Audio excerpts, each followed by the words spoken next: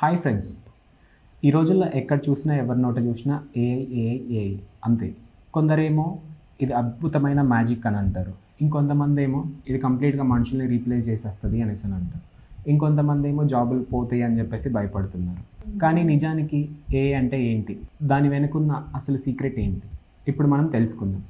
Welcome back to the channel. ముందుగా ఒక విషయం గుర్తుపెట్టుకోండి, మీ మైండ్లో ఫిక్స్ చేసుకోండి. ఏంటి అని అంటే ఏఐ అనేది అసలు మ్యాజిక్కే కాదు. అందులో అసలు ప్రాణం లేదు, దానికి అసలు ఫీలింగ్స్ లేవు, దానికి ప్రేమ, ద్వేషం, కోపం, బాధ ఇట్లాంటి ఫీలింగ్స్ ఏమీ ఉండవు.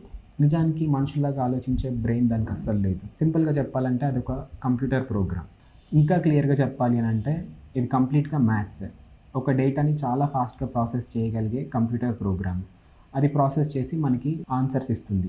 ఇప్పుడు మీకు ఒక పెద్ద డౌట్ వచ్చి ఉండొచ్చు, ఏంటి అని అంటే మీరు అడిగే క్వశ్చన్స్ అన్నిటికీ అది ఆన్సర్ చెప్తుంది. నిజంగా దానికి ఆన్సర్స్ తెలుసా లేదంటే తెలీదా, అసలు అది ఆన్సర్స్ ఎలా చెప్తుంది?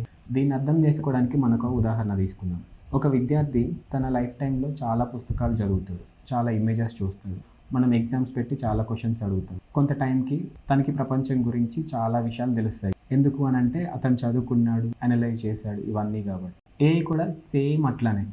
ఒక స్టూడెంట్ ఎట్లయితే చదువుకుంటాడో ఏఐకి కూడా దానికి బుక్స్ ఇస్తారు, ఇమేజెస్ ఇస్తారు, సాఫ్ట్వేర్ ప్రోగ్రామ్స్ ఇస్తారు. ఆల్మోస్ట్ మీరు అడిగితే ఆన్సర్ ఇవ్వగలుగుతుంది కదా, అట్లాంటి డేటా మొత్తం దానికి ముందే ఇచ్చి ట్రైనింగ్ ఇస్తారు ఏఐకి. అది ట్రైన్ అయ్యి ఆ డేటాని మొత్తం ఒక దగ్గర పెట్టుకుంటుంది. మీరు అడిగినప్పుడు ఆ డేటా నుంచి అది మళ్ళీ ఆన్సర్ ఇవ్వడానికి ట్రైన్ అయ్యి డేటాని దాచిపెట్టుకుంటుంది అనమాట. ఆ డేటా మొత్తం దానికి అర్థమయ్యే లాంగ్వేజ్లో మార్చుకుంటుంది. ఫర్ ఎగ్జాంపుల్ ఇప్పుడు మనం తెలుగులో మాట్లాడుకుంటున్నాం, సో దానికి తెలుగులో మాట్లాడితే దానికి అర్థం అవ్వదు కదా, దాని లాంగ్వేజ్లోకి అది మార్చుకొని పెద్ద పెద్ద సర్వర్స్లలో దాని డేటాని స్టోర్ చేసుకొని పెట్టుకుంటుంది. ఇదంతా ఒక మనిషే తయారు చేస్తాడు, దాన్ని ఎవరో పైనుంచి వచ్చి ఎవరూ తయారు చేయరు, మనమే తయారు చేస్తాము, మనమే ఒక సర్వర్స్లలో దాన్ని స్టోర్ చేస్తాము. ఇప్పుడు డేటాని దాచిపెట్టుకుంటుంది కదా. ఏఐ అనేది సింపుల్గా చెప్పాలంటే ఒక ప్రిడిక్టివ్ మిషన్. అంటే ఇప్పుడు మనం ఫర్ ఎగ్జాంపుల్ డేటాని మొత్తం దానికి ట్రైనింగ్ ఇచ్చినాము. ట్రైనింగ్ ఇచ్చిన తర్వాత నువ్వు ఒక క్వశ్చన్ అడుగుతావు, ఇప్పుడు ఇండియా యొక్క రాజధాని ఏంటి అని చెప్పేసి. అది డైరెక్ట్గా వెళ్ళి గూగుల్లోకి వెళ్ళి మనం ఎతుకుతాం కదా, గూగుల్లోకి వెళ్ళి సెర్చ్ కొట్టగానే మనకి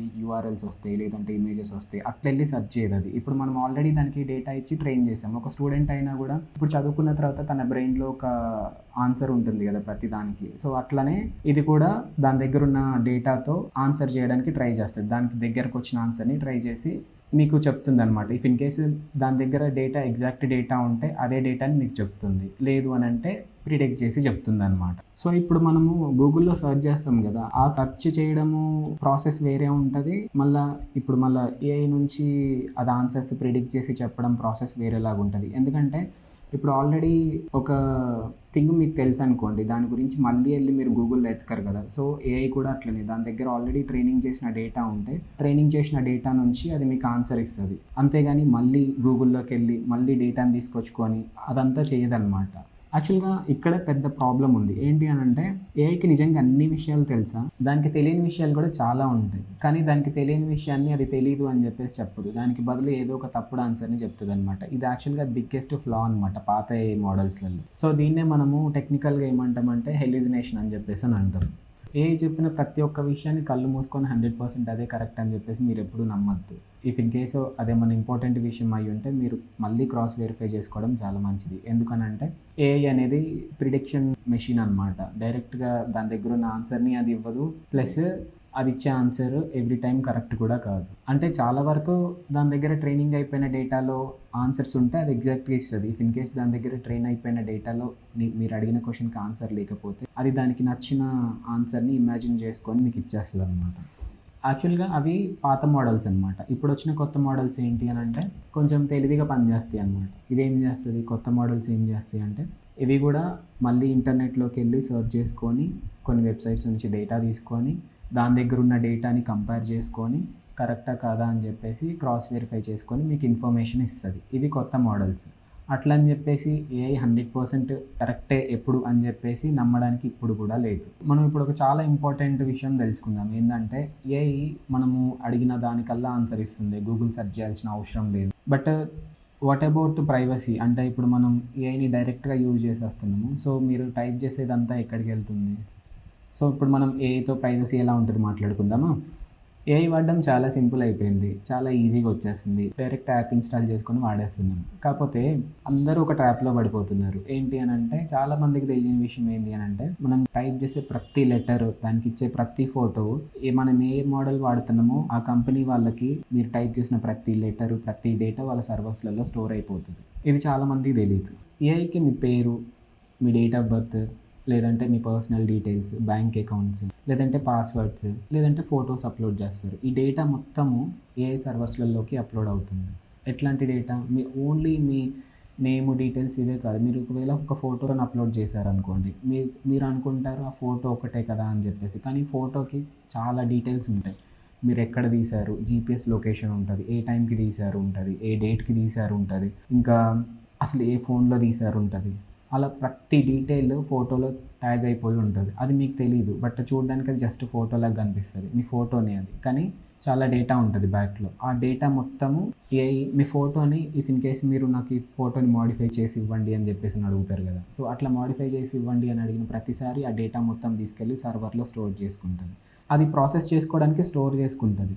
ఏఐ మీ గురించి, మీ ఫోటోల గురించి అర్థం చేసుకోవడానికి మీరిచ్చిన డేటాని మొత్తం దానికి అర్థమయ్యే లాంగ్వేజ్‌లోకి మార్చుకొని దాన్ని సర్వర్‌లలో దాచిపెట్టుకుంటుంది. సైబర్ నేరగాళ్ళు ఉంటారు గదా! సైబర్ క్రైమ్స్ చేస్తున్నారు. సో, అట్లాంటోళ్ళు ఇట్లాంటి డేటా కోసం అని జెప్పేసి సర్వర్స్ మీద అటాక్ చేస్తారు. సో, అట్లా అటాక్ చేసినప్పుడు ఆ సర్వర్ కాంప్రమైజ్ అయిపోతే ఈ డేటా మొత్తము సైబర్ క్రైమ్స్ ఉంటాయి గదా! సైబర్ నేరగాళ్ళు ఉంటారు గదా! వాళ్ళ చేతిలోకి ఎళ్ళిపోతదనమాట. అంటే హ్యాకర్స్ చేతిలోకి ఎళ్ళిపోతది. ఇది ఎంత ప్రాబ్లమాటిక్కో, ఎంత ప్రాబ్లమో మీరు ఆలోచించండి. ఇప్పటికే మీరు ఆల్రెడీ చూసే ఉంటారు గదా! న్యూస్‌లలో గూడా చూస్తున్నారు. ఏంటి అనంటే సైబర్ నేరగాళ్ళు ఏం జేస్తారంటే వాళ్ళకి దొరికిన వాయిస్ కానీ, వీడియోస్ కానీ లేదంటే ఫోటోస్‌ని యూజ్ చేసి అచ్చం సేమ్ మనలాగానే ఒక వీడియోని తయారు జేస్తారు. లేదంటే మనలాగే వాయిస్‌ని తయారు జేస్తారు. ఇట్లా తయారు చేసి దీన్ని డీప్ ఫేక్ అంటారనమాట. ఇట్లా తయారు చేసి మన కుటుంబ సభ్యులకి కాల్ చేసి వాళ్ళని భయపెట్టి వాళ్ళ దగ్గర డబ్బులు గుంజడానికి ట్రై చేస్తారనమాట. లైక్ ఏంటి అనంటే వాయిస్ క్లోన్ చేస్తారు వాయిస్‌ని.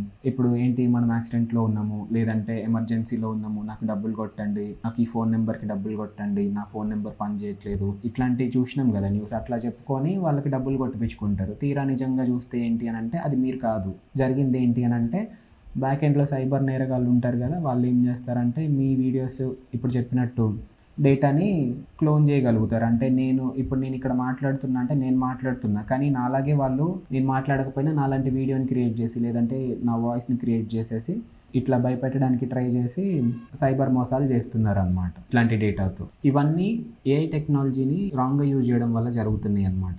సో, మీరొక గోల్డెన్ రూల్ గుర్తుపెట్టుకోండి ఏఐని యూజ్ చేసేటప్పుడు. మీ బ్యాంక్ డీటెయిల్స్, ఓటీపీస్, మీ ఫ్యామిలీ మెంబర్స్ డీటెయిల్స్, లేదంటే పాన్ నంబర్స్, సెన్సిటివ్ ఇన్ఫర్మేషన్స్ ఉంటాయి కదా! లైక్ డేట్ ఆఫ్ బర్త్స్, అట్లాంటి వాటిని అసలు ఏఐకి ఇవ్వకండి. అండ్ మీకు ఏమన్నా వాట్సాప్‌లో గానీ, ఎక్కడన్నా లింక్స్ వచ్చినా గూడా డైరెక్ట్‌గా క్లిక్ చేయబాకండి.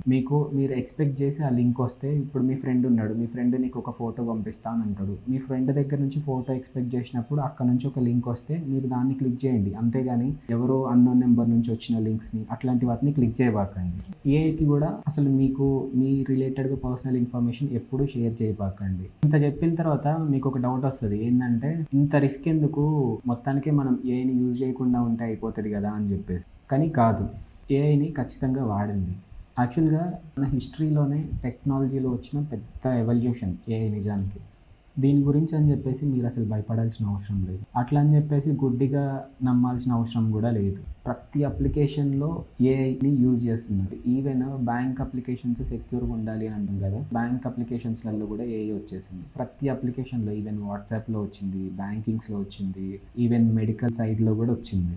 ఆల్మోస్ట్ ప్రతి దాంట్లో ఏఐ వస్తుంది ఇప్పుడు. దాన్ని అసలు ఇందులో ఏఐ లేదు అనే లేకుండా ప్రతి దాంట్లో చాలా యూజ్ చేస్తున్నారు ఏఐని. ఇది సాఫ్ట్‌వేర్‌లో చెప్పాలంటే అసలు రెవల్యూషన్ అని చెప్పుకోవచ్చు. ఎందుకంటే గిటబ్ కోపైలట్ ఉంది. చాట్‌జీపీటీ వాళ్ళున్నారు. వాళ్ళు కోడెక్స్ అని చెప్పేసి తీసుకొచ్చిండ్రు. డెవిన్ అని చెప్పేసి ఉంది. వాళ్ళు క్లాడ్ ఏఐ అని చెప్పేసి తీసుకొనొచ్చిండ్రు. ఇలాంటివి చాలా మోడల్స్ ఉన్నాయి. అవి ఎంత అడ్వాన్స్డ్ అంటే సాఫ్ట్‌వేర్ ఇంజినీర్ రాసే కోడ్ మొత్తం ఏఐ రాస్తుంది అని అంటున్నారు కదా! ఇవన్నీ సాఫ్ట్‌వేర్ ఇంజినీర్ రాసే కోడ్ మొత్తం అది అప్లికేషన్ మొత్తం రాయగలుగుతది. ఎట్ ద సేమ్ టైమ్ ఏమన్నా ఇష్యూస్ వస్తే ఫిక్స్ చేయగలుగుతది. డీబగ్ చేయగలుగుతది. ఆల్మోస్ట్ సాఫ్ట్‌వేర్ డెవలపర్ చేయగలిగిన ఆల్మోస్ట్ ప్రతి థింగ్ అవి చేయగలుగుతాయి.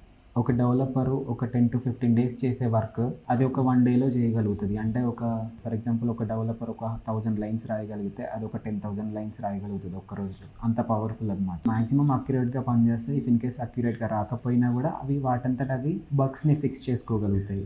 సో ఫ్యూచర్లో మీరు సర్వైవ్ అవ్వాలంటే ఏఐని అడాప్ట్ చేసుకోవాలి. ఎందుకు అని అంటే మీరు ఫ్యూచర్లో ఈమెయిల్స్ రాయాలన్నా, డాక్యుమెంట్స్ రాయాలన్నా, లేదంటే కోడ్ రాయాలన్నా, ఏదైనా కొత్త విషయాన్ని నేర్చుకోవాలన్నా కూడా ఏఐని యూజ్ చేసుకొని చాలా ఫాస్ట్గా నేర్చుకోవచ్చు.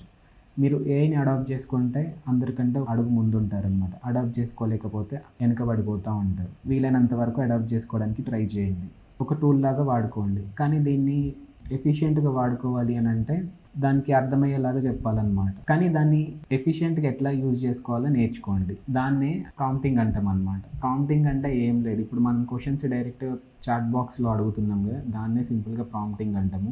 క్వశ్చన్స్ ఎలా అడగాలి అంటే ప్రాంప్టింగ్ ఎలా చేయాలి. సో మీకు క్లియర్గా నీట్గా ఆన్సర్లు రావాలి అంటే ఏఐకి అర్థమయ్యేలాగా చెప్పాలన్నమాట. దానికి అర్థం అవ్వకపోతే దానికి అర్థమైన వేలో మీకు ఆన్సర్ చెప్తుంది. దానికి ఎంత క్లియర్గా అర్థమయ్యేలాగా మీరు ప్రాంప్ట్ రాస్తారో, దాన్ని క్వశ్చన్ అడుగుతారో అదంతా క్లియర్గా మీకు ఆన్సర్ ఇస్తుంది. అంత క్లియర్గా మీకు కావాల్సిన డేటాని అది ప్రొవైడ్ చేస్తుంది. అది అంత క్లియర్గా మీకు కావాల్సిన పనిని చేసి పెడుతుంది. ఏఐ అనేది ఒక కత్తి లాంటిది. తెలివైన వాడికి ఇస్తే దాంతో అద్భుతాలు క్రియేట్ చేస్తాడు. అదే తెలియని వాడికి ఇస్తే వాడి చెయ్యి వాడే కోసుకుంటాడు అనమాట. ఏఐని చూసి భయపడకండి, కానీ దాన్ని గుడ్డిగా నమ్మకండి. ఏఐని వాడండి, కానీ మీ పర్సనల్ ఐడెంటిటీని మాత్రం దానికి ఇవ్వకండి.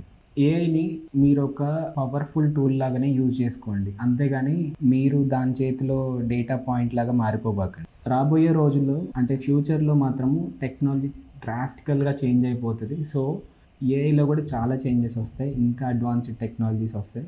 సో వాటిని అన్నిటినీ వీలైతే అడాప్ట్ చేసుకొని మీరు కూడా గ్రో అవ్వండి. సో ఫైనల్గా చెప్పేది ఏంటంటే ఏఐని అడాప్ట్ చేసుకోండి. సో దాంతో కలిసి ఎదగండి. కానీ దాంతో అగైనెస్ట్గా వెళ్ళి ఏమీ చేయలేము బేసిక్గా ఇప్పుడున్న ప్రపంచంలో. ఎందుకు అని అంటే ఆల్మోస్ట్ ప్రతి దాంట్లో ఏఐని ఇంటిగ్రేట్ చేసేస్తున్నారు. సో వీలైనంత వరకు అడాప్ట్ చేసుకోండి, యూజ్ చేసుకోవడానికి ట్రై చేయండి. మీరు ఇంకా ఏఐ గురించి డీటెయిల్డ్గా తెలుసుకోవాలి అని అనుకుంటే కామెంట్స్లో మెన్షన్ చేయండి. ఇలాంటి మరిన్ని వీడియోస్ కోసం సబ్స్క్రైబ్ చేసుకోండి. Thank you for watching. Please like and share and see you in the next one.